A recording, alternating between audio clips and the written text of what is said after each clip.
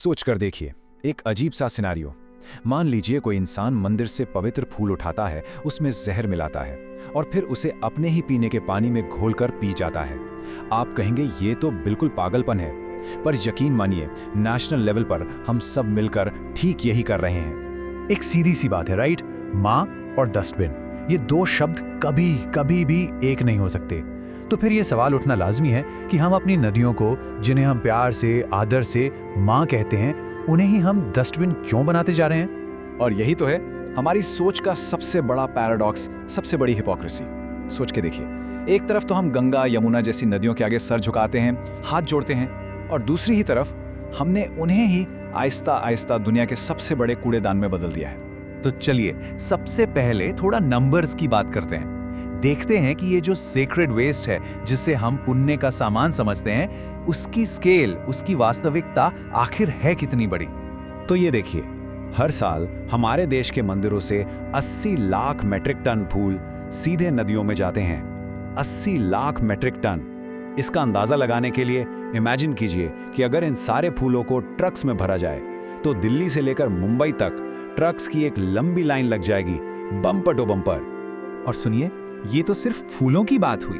अब मूर्तियों पर आते हैं। अकेले मुंबई शहर में हर साल 1.5 लाख से भी ज्यादा गणेश जी की मूर्तियां विसर्जित की जाती हैं। सोचिए, ये तो सिर्फ एक शहर का आंकड़ा है।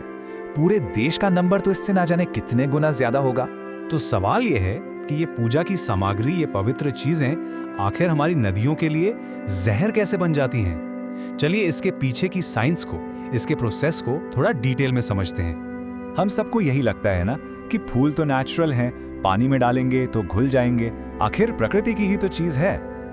लेकिन यहाँ एक मिथ है। सच्चाई ये है कि कमर्शियल फार्मिंग में इन फूलों पर उन्हें जल्दी बड़ा करने के लिए और उन्हें ताज़ा रखने के लिए बहुत भारी मात्रा में पेस्टिसाइड्स का छिड़काव होता है। तो जब हम ये फूल नदी में बहाते हैं, हम अनजाने में सिर्फ फूल नहीं बहा रहे होते, हम इनके साथ साथ आर्सेनिक, लेड और कैडमियम जैसे बेहद खतरनाक जहरीले केमिकल्स भी बहा रहे होते हैं। और ये सारा जहर कहाँ जा रहा है? सीधे हमारे पीने के पानी के सोर्स में। और इससे शुरू होता है एक बहुत ही डिस्ट्रक्टिव साइकिल, जिसे कहते हैं यूट्रोफिकेशन। देखिए इसमें होता क्या है, स्टेप बाय स्टेप समझते हैं। पहले ये केमिकल्स और ऑर्गेनिक वेस्ट जैसे फूल पानी में जाते हैं। वहाँ इन्हें खाने के लिए बैक्टीरिया बहुत तेजी से बढ़ने लगते हैं और पानी की सारी ऑक्सीजन कंज्यूम कर जाते हैं। फिर पानी की सतह पर काई यानी एल्गी की एक मोटी परत, एक ग्रीन कार्पेट सा बन जाता है। ये परत नीचे सूरज की रोशनी को जाने से रोक देती है और इसका नतीजा, नीचे के पौधे और जीव मरने लगते हैं। पानी में ऑक्सीजन बिल्कुल खत्म हो जाती है और नदी एक डेड जोन बन जाती है, एक ऐसी जगह जहां मछलियां और बाकी सारे जीव बस घुट कर मर जाते हैं। चलिए अब बात करते हैं मूर्तियों की। देखिए, पहले मूर्तियां मिट्टी की बनती थी जो पानी में घुल जाती थी, लेकिन आजकल लगभग 90% मूर्तियां प्लास्टर ऑफ पेरिस यानी पीओपी से बन रही हैं। क्यों? क्योंकि ये सस्ता है, हल्का है, पर इसकी सबसे बड़ी प्रॉब्लम ये है कि पीओपी पानी में घुलता ही नहीं है। ये नदी के नीचे जाकर कंक्रीट की तरह, बिल्कुल पत्थर की तरह जम जाता है और पानी के नेचुरल फ्लो को, उसके रास्ते को रोक देता है। और अगर आपको लगा कि पीओपी बुरा है, तो आइए बात करते हैं इन मूर्तियों पर इस्तेमाल होने वाले पेंट्स की। इन चमकीले रंगों में मर्क्यूरी, लेड, क्रोमियम जैसे केमिकल्स होते हैं। ये कोई मामूली केमिकल्स नहीं है, ये साइंटिफिकली प्रूवन कार्सिनोजेंस हैं, यानी ऐसे केमिकल्स जिससे कैंसर होता है। तो एक तरह से हम अपने हाथों से अनजाने में लिक्विड कैंसर को पानी में घोल रहे हैं। अक्सर हम सोचते हैं out of sight out of mind, कचरा नदी में बह गया तो बात खत्म, पर ऐसा बिल्कुल नहीं है। असलियत तो ये है कि ये जहर घूम फिर कर एक पूरा चक्कर काटकर वापस हमारी ही डिनर प्लेट तक आ रहा है। कैसे? आइए देखते हैं। यहाँ आंकड़ा देखिए, हर साल लगभग 4 करोड़ भारतीय गंदे पानी से होने वाली बीमारियों का शिकार होते हैं। कॉलेरा, टाइफाइड जैसी बीमारियां। ये नंबर अपने आप में बहुत बड़ा और चिंताजनक है, लेकिन इसके पीछे जो प्रोसेस है ना, वो और भी ज्यादा डराने वाला है। इस प्रोसेस को कहते हैं बायोमैग्निफिकेशन। बिल्कुल सिंपल है। पानी का जहर सबसे पहले काई यानी एल्गी एब्जॉर्ब करती है, फिर उस काई को छोटी मछलियां खाती हैं, उन छोटी मछलियों को बड़ी मछलियां खाती हैं और फिर उन बड़ी मछलियों को हम इंसान खाते हैं। और इस फूड चेन में हर अगले स्टेप पर उस जहर की मात्रा, उसका कॉन्सेंट्रेशन हजारों गुना बढ़ जाता है। मतलब जो जहर पानी में था, हमारे शरीर में आते आते वो कई गुना ज्यादा पावरफुल हो चुका होता है।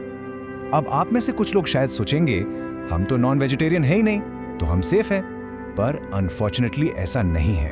आप सेफ नहीं हैं, क्योंकि हमारी खेती के लिए, सिंचाई के लिए यही जहरीला पानी इस्तेमाल किया जाता है। यही गंदा पानी सीधा हमारे खेतों में पंप होता है, जिससे हमारी सब्जियां, हमारे अनाज वो भी कंटैमिनेटेड हो रहे हैं। और इसका असर जमीन पर इतना भयानक है कि आप यकीन नहीं करेंगे। हरियाणा और पंजाब में ऐसे गांव हैं जिन्हें अब कैंसर विलेजेस के नाम से जाना जाता है। क्यों? क्योंकि वहां का ग्राउंड वाटर इतना जहरीला हो चुका है कि हर दूसरे घर में आपको कोई ना कोई कैंसर पेशेंट मिल जाएगा। हालात इतनी खराब हैं कि पंजाब में एक ट्रेन चलती है जिसका नाम ही लोगों ने कैंसर ट्रेन रख दिया है, क्योंकि वो रोज बस कैंसर के मरीजों को इलाज के लिए बड़े शहरों तक ले जाती है। लेकिन देखिए, इसके लिए सिर्फ लोगों की आदतों को दोष देना ठीक नहीं होगा। सिक्का का एक दूसरा पहलू भी है। हमारा सिस्टम, हमारी सरकारी व्यवस्था, वो भी इसके लिए बराबर के जिम्मेदार है। आंखों पर नजर डालिए, 1986 से लेकर अब तक गंगा एक्शन प्लान, नमामि गंगे ऐसे बड़े बड़े प्रोजेक्ट्स पर नदियों की सफाई के नाम पर 33,000 करोड़ रुपए से भी ज्यादा खर्च हो चुका है। इतना पैसा, पर नतीजा हम सबके सामने है। तो इतना पैसा खर्च करने के बाद भी नतीजा क्यों नहीं मिला? क्योंकि इस पूरी कहानी का असली विलन हमारा अनट्रीटेड सूएज है। आप जानते हैं कि हमारे शहरों का 70% से भी ज्यादा गंदा पानी बिना किसी ट्रीटमेंट के सीधा नदियों में डाल दिया जाता है। अगर इसको बिल्कुल सरल शब्दों में कहूं तो हम अपने टॉयलेट का फ्लश सीधा अपने पीने के पानी के सोर्स में बहा रहे हैं, बस। तो क्या सब कुछ खत्म हो गया है? नहीं। इतनी निराशा के बीच उम्मीद अभी भी बाकी है। गुड न्यूज़ ये है कि इस प्रॉब्लम के बहुत ही प्रैक्टिकल सॉल्यूशंस मौजूद हैं, और सबसे अच्छी बात यह है कि उनका कंट्रोल कहीं ना कहीं हमारे अपने हाथों में है। हमें लोगों को बेहतर, आसान ऑल्टरनेटिव्स देने होंगे। जैसे पॉप की मूर्तियों की जगह हम इको फ्रेंडली मिट्टी की मूर्तियां इस्तेमाल कर सकते हैं। नदियों में विसर्जन की जगह शहरों में आर्टिफिशियल तालाब बनाए जा सकते हैं। फूलों को पानी में फेंकने की जगह उन्हें रिसाइकिल करके अगरबत्ती या बायो लेदर बनाया जा सकता है। जी हाँ, स्टार्टअप्स ये कर रहे हैं। दूध को नदी में बहाने की बजाय उसे गरीब बच्चों या आश्रमों में डोनेट कर सकते हैं, और सिक्के फेंकने की जगह उन्हें मंदिर की दान पेटी में डाल दें। और जब हम ऐसे सॉल्यूशंस अपनाते हैं ना, तो एक कमाल की विन विन सिचुएशन बनती है।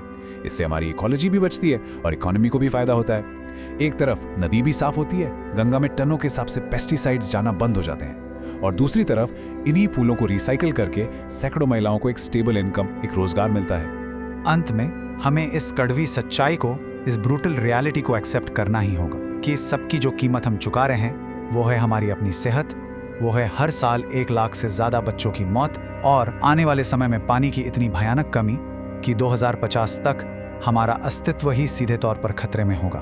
तो आखिर में बस एक सवाल रह जाता है, क्या सबसे सच्ची, सबसे बड़ी पूजा ये नहीं होगी कि हम अपनी इन जीवनदायिनी नदियों को बस उनके हाल पर छोड़ दें, उनमें कुछ भी ना डालें, उन्हें पूरी तरह अकेला छोड़ दें? इस वीडियो को अपने फैमिली ग्रुप्स में अपने दोस्तों के साथ ज़रूर शेयर करें, क्योंकि असली बदलाव हमारी सोच से और हमारे घर से ही शुरू होगा।